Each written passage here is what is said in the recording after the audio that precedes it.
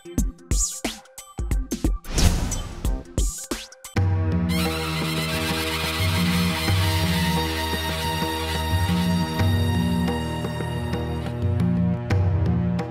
राम मंडळी, राम राम म्हणलो मंडळी. आता का नाही मी हाय बघा परभणी जिल्ह्यात, आणि परभणी जिल्ह्यात बी आहे ना आपल्या इथं सामान्य माणसं सगळी आहेत हो. जरा त्यांना जाणून घेऊया अडी अडचणी, त्यांचे बी काय तर प्रश्न असतील का नाही, आहे का नाही. बरं या ठिकाणी चाचा बसलेत. चाचा, किती वर्षापासून तुम्ही बसता इथं? 43 वर्ष. 42 वर्ष. बरं या 42 वर्षात काय बदलला का? नाही काय विकास झाला का? विकास नाही, विकास वगैरे काय नाही झाला. बाबा तुम्ही किती वर्षापासून बसताय? मी सर इथं 82 पासून 35 वर्षात काय विकास झाला का? नाही, विकास नाही झाला सर. आमचं किरायाचं घर आहे. आमची काहीतरी आम्हाला काहीतरी अपेक्षा पाहिजे. आम्हाला काहीतरी आम्हाला ते पेन्शन काही असं लागू व्हावं, आमची अशी इच्छा आहे. आता वय झाल्याच्या नंतर आता आम्हाला सर काम बी होणार नाही, किराया आम्ही भरू शकणार नाही. ती सरकार म्हणलं होतं सगळ्यांना घर देणार. हा, घरकुल आपल्याला नाही ना, आम्हाला किरायाचं घर तर जागा बी नाही ना, घरकुल कुठं बांधणार. मंडळी ही प्रश्न येतं का नाही सामान्य माणसाचा येतो, कारण मी बी कॉमन मॅन आहे आणि सगळी इथं जनता बी कॉमनच आहे का नाही. बरं आपण जरा चहाच्या टपरीवर जाऊया, तिथं जरा काही लोक बसले ते त्यांच्याबरोबर चर्चा करूया, कारण ती बी सामान्य आहे, ती मी बी सामान्य आहे, आणि साम टीव्हीनं आपल्याला पाठवले त्यांच्याकडे, आहे का नाही, या सामान्य माणसाला. चला या जाणून घेऊया त्यांच्याकडे. चहा गरीबाचं तेवढंच आहे का नाही, थोडी तरतरी येते हो. चहा पेत पेत जरा बसल्या ती मंडळी, जरा यांच्याबरोबर गप्पा मारूया. बरं मंडळी मला सांगा, नाव काय तुमचं? मुसा कुरेशी. इथलंच का राहणारे? हो, दरगाह रोड, हाजी अमीद कॉलोनी, परभणी. क्या विकास हुआ क्या इधर? नहीं, विकास तो अभी कुछ नहीं हुआ इधर. इधर मोदी जी जो बोलते वादे करते तो सब झूठ बात करते. मोदी जी कुछ करते नहीं. मोदी जी क्या क्या वादा किया था? मोदी जी ने बोला है पैसे इसमें डालेंगे, हर पब्लिक को ये करेंगे 15-15 लाख रुपए. मोदी जी खाली झूठ बात करते. मजदूरी की समस्या है, लोगों के पानी पीने का अड़चन है, खाने की, मजदूरी की, रोजी की सब समस्या खड़ी है. नौजवान लोग बेकार घूम रहे. मोदी जी के वादे 2 करोड़ लोगों को हम नौकरी देंगे, नौकरी भी नहीं है, यूथ लोग परेशान है.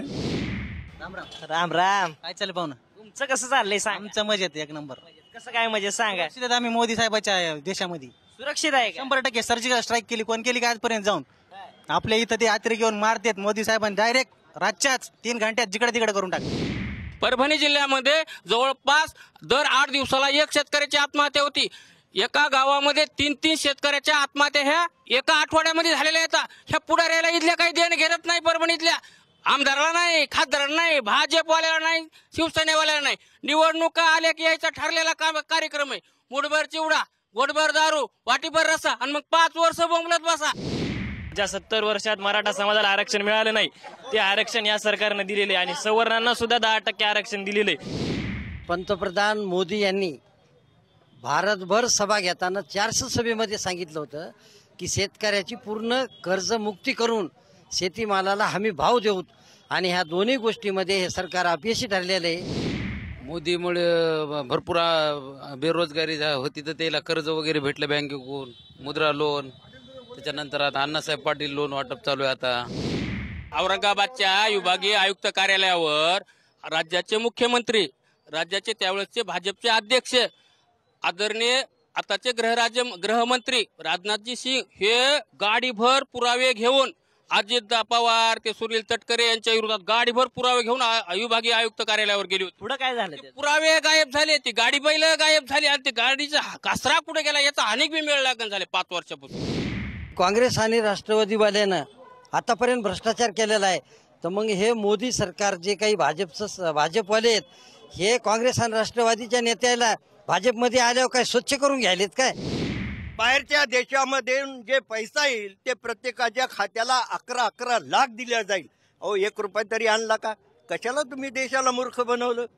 कालाधन तर काही सापडलं नाही देशामध्ये. म्हणले खूप कालाधन आहे, नोटबंदी करा. मेले त्याच्यामध्ये लोक.